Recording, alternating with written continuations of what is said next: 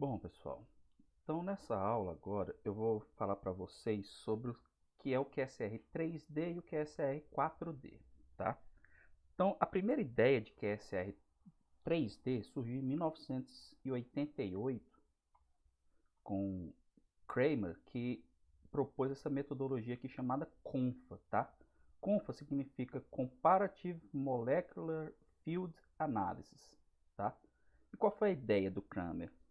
A ideia dele foi o seguinte, foi calcular descritores que correspondem a interações entre uma sonda e a molécula.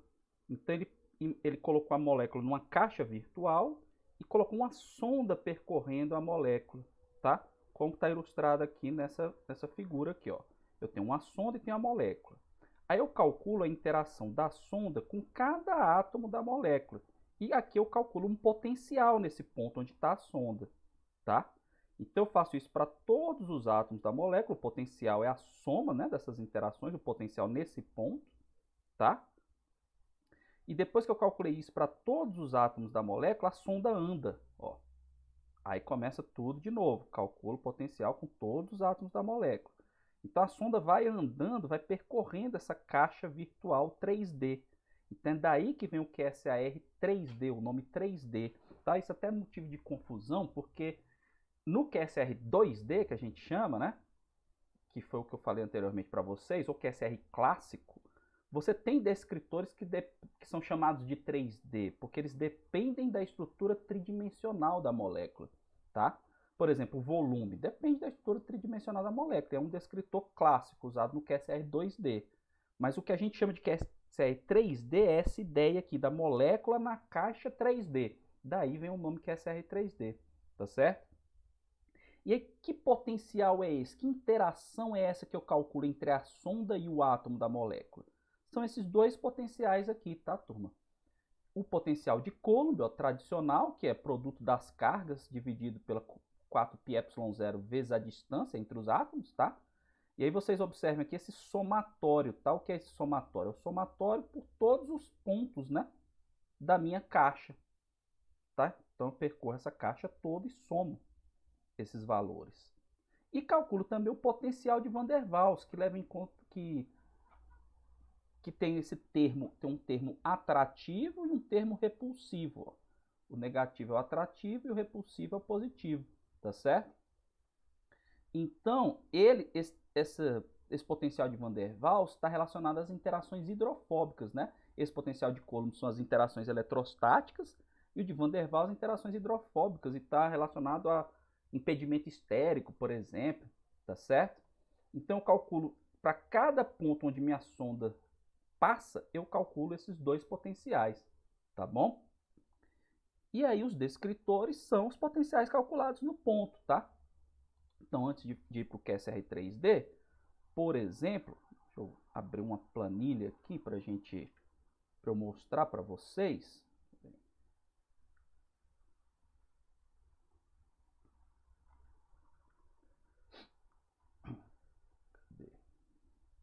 Então tá aqui uma planilha para eu mostrar para vocês. Então o que é que eu faço? Tá aqui aquela minha molécula ali que eu vou chamar de molécula 1, tá? Aí o que é que acontece? No ponto 0, 0, 0, o potencial de Coulomb para a sonda. O que é a sonda? A sonda pode ser um átomo, um íon, um fragmento de átomo, tá? Uma sonda que eu costumo usar bastante é o NH3+, porque para mim ele representa um fragmento, né, de aminoácido, tá certo? Um fragmento de aminoácido, né? Protonado. E aí ele tem uma carga para eu calcular o potencial de Coulomb, né? E tem um volume que é importante no cálculo do potencial de Van der Waals. Aqui a gente está calculando essas moléculas provavelmente interagem com proteínas, né? Então essa é uma sonda que representa bem o QSR 3D.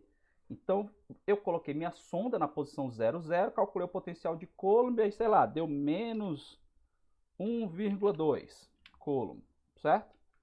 E para a mesma sonda, no mesmo ponto, eu calculo também o potencial de Lennard-Jones, que é aquele lá de Van der Waals, tá? E aí deu menos 4,7, tá certo? Aí minha sonda andou. Então ela foi para a posição 0, 0, 1. Aí o potencial de Coulomb da sonda NH3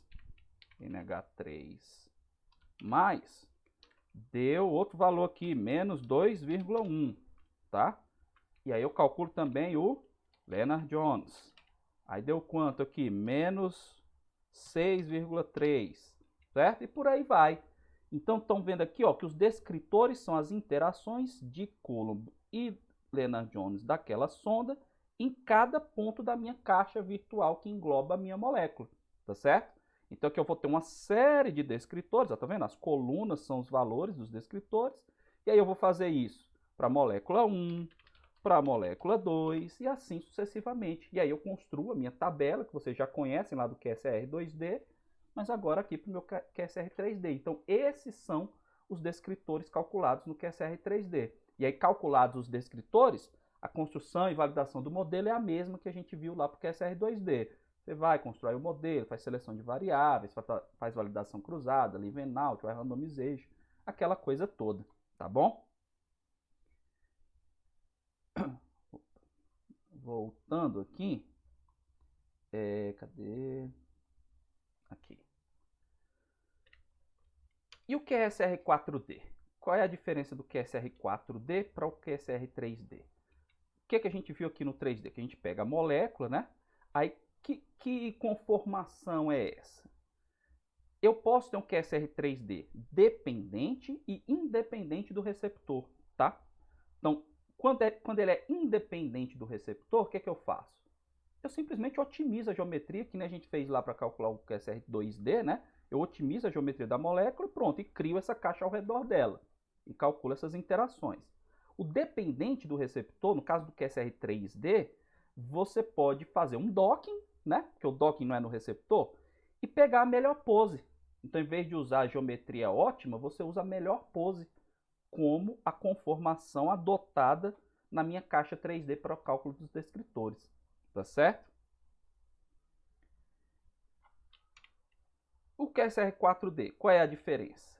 A diferença do QSR3D para o 4D é que, ao invés de eu escolher uma conformação, né, ou a geometria otimizada, ou a melhor pose de um docking, eu uso o que a gente chama de perfil de amostragem conformacional, que é o que está sendo mostrado aqui, ó.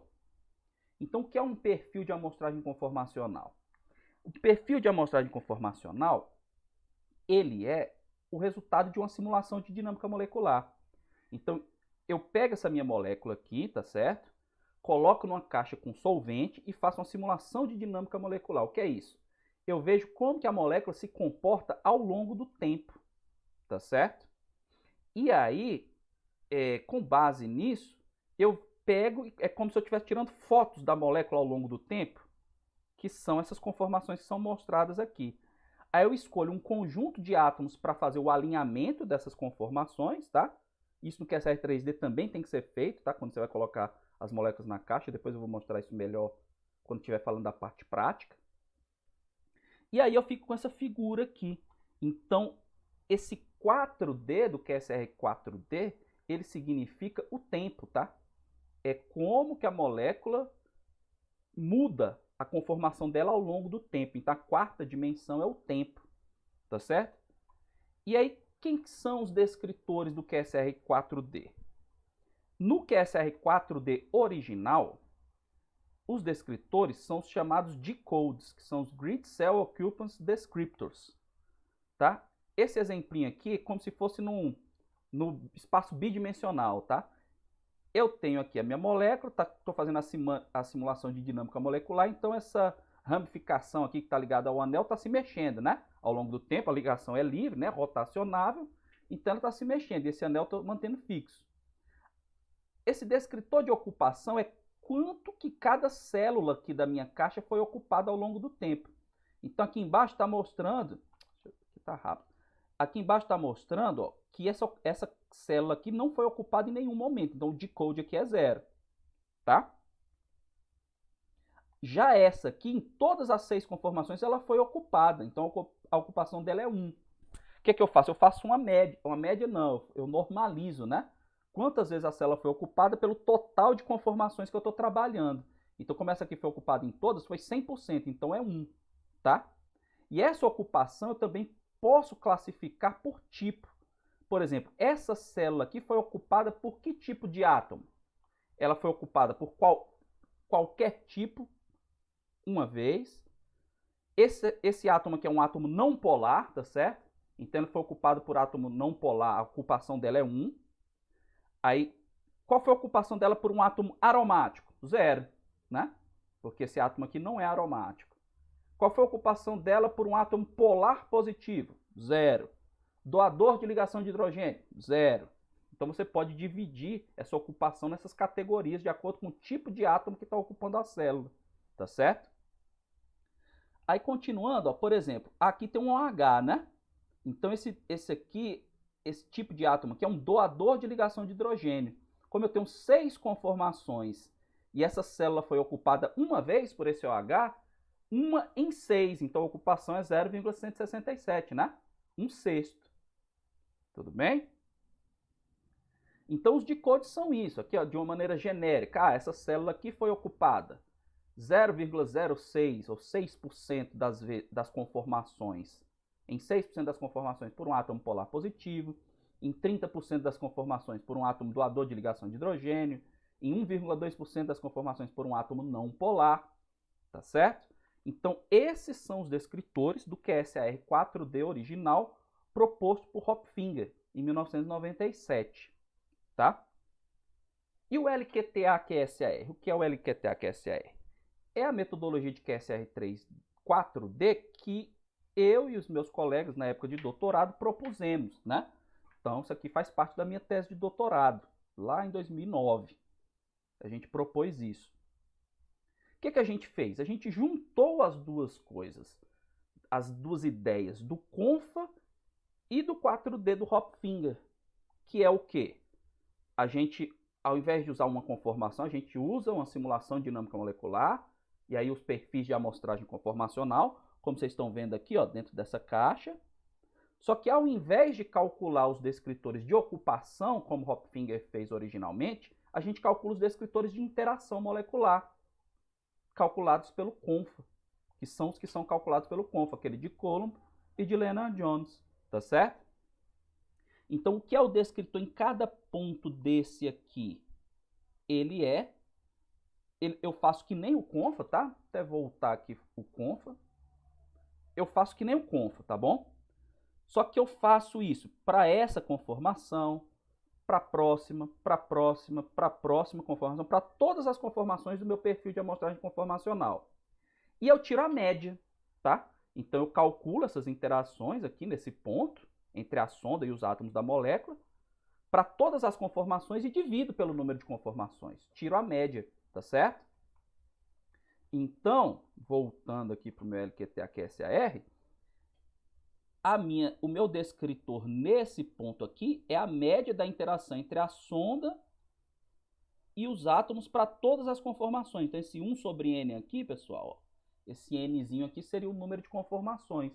Aí a sonda vai andando, aqui normalmente no programa lá você pode dizer qual o tamanho, a resolução do seu grid, tá bom? Normalmente eu uso um angstrom mesmo, como está aqui na figura.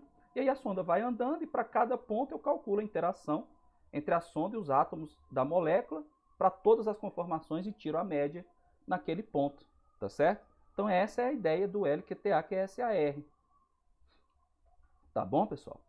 Então, essa é um videozinho curto aqui para introduzir o que é o QSR 3D e 4D.